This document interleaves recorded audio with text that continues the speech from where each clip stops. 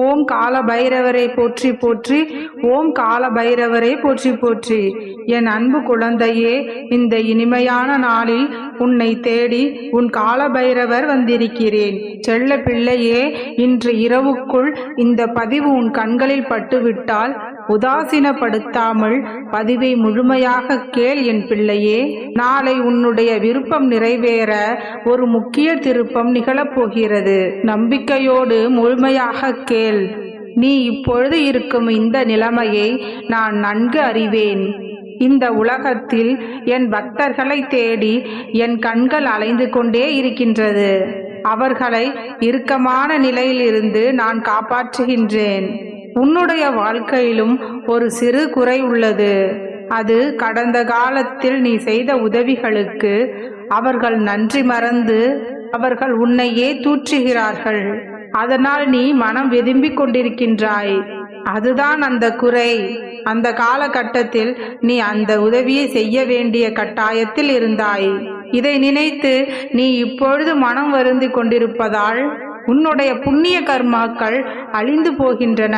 உன்னை சார்ந்தவர்கள் உன்னை பற்றி புறம் பேசும் பொழுது நீ இறந்து விடலாமா என்று கூட யோசிக்கின்றாய். நீ இறந்து போவது உன்னுடைய கரங்களிலா இருக்கின்றது? சொல்.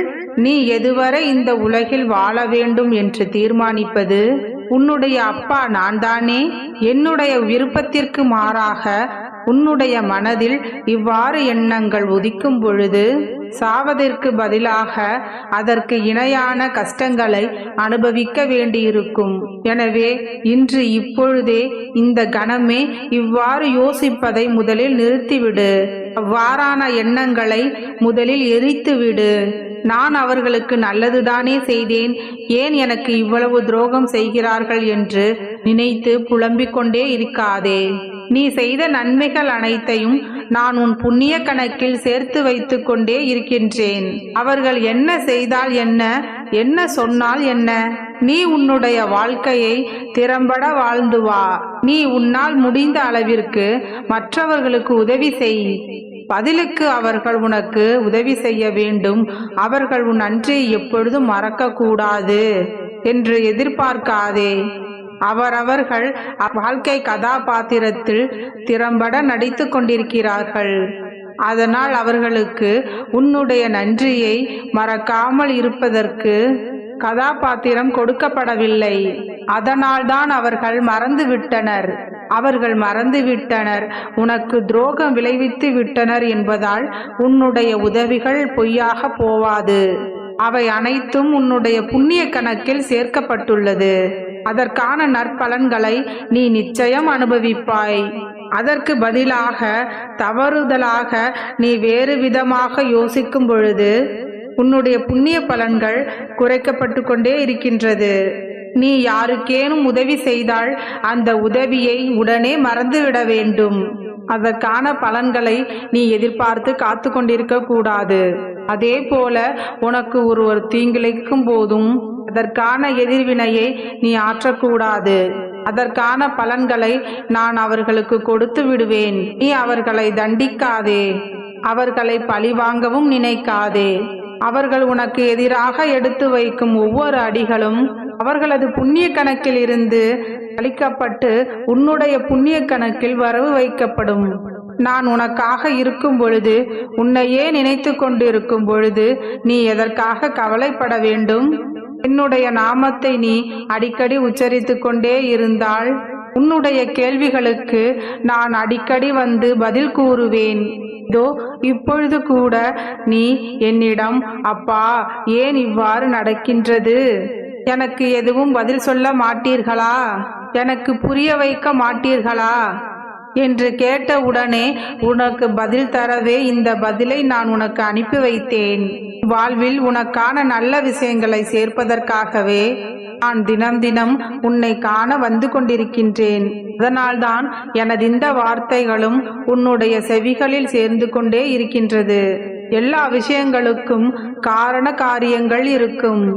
என்னுடைய சங்கல்பம் இல்லாமல் எவர் ஒருவராலும் உன்னுடைய செவிகளில் எந்த ஒன்றையும் சேர்த்துவிட முடியாது. இப்பொழுது நீ இதை கேட்டுக்கொண்டிருந்தால் சர்வ நிச்சயமாக இது உனக்கானதுதான்.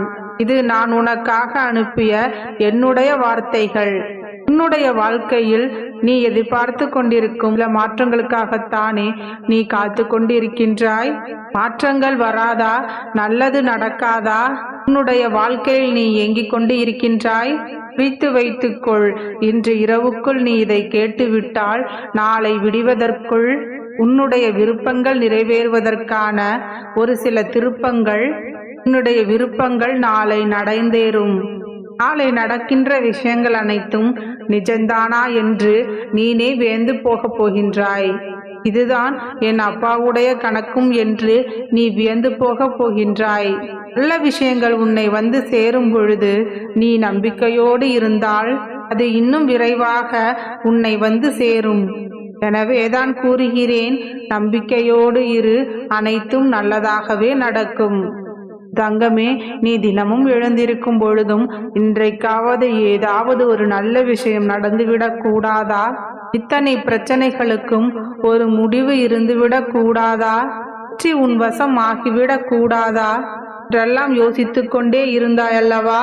இதுவரை நீ பயணித்த பாதைகள் வேறு. இன்று உன் பாதையை நான் மாற்றி அமைத்து விட்டேன். நீ புத்தம் புதிய பாதையில் பயணிக்கப் போகின்றாய்.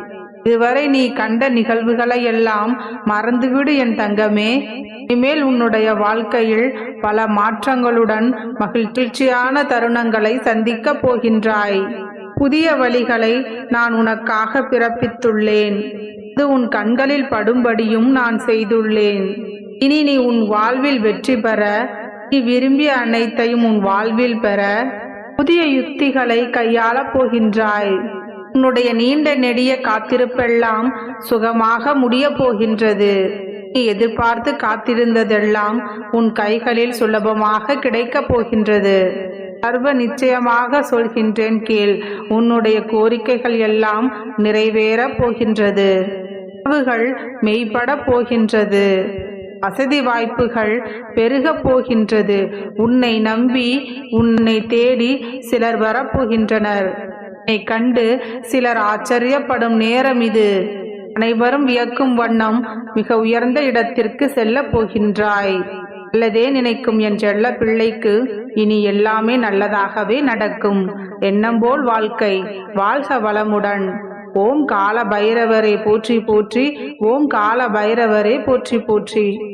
நல்லதே நினைக்கும் என் செல்ல பிள்ளைக்கு இனி எல்லாமே நல்லதாகவே நடக்கும். எண்ணம் போல் வாழ்க்கை. வாழ்க வளமுடன். ஓம் கால பைரவரை போற்றி போற்றி. ஓம் கால பைரவரை போற்றி போற்றி.